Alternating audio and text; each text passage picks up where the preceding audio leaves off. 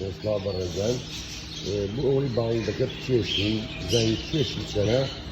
وبقولي لسطع صد أو تقوم على مالويت أو درسيت شيكين أو كارتوني كبعض ذكرت شيكين وكيشا وكيشين ويشا كيشا أنا كيشي كارتوني كيش بقولي من بعد جيشا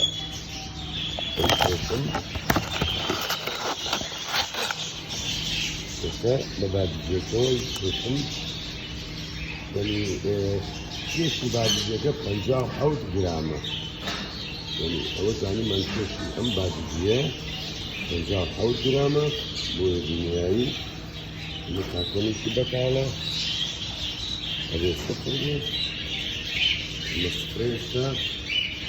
بعد جيشا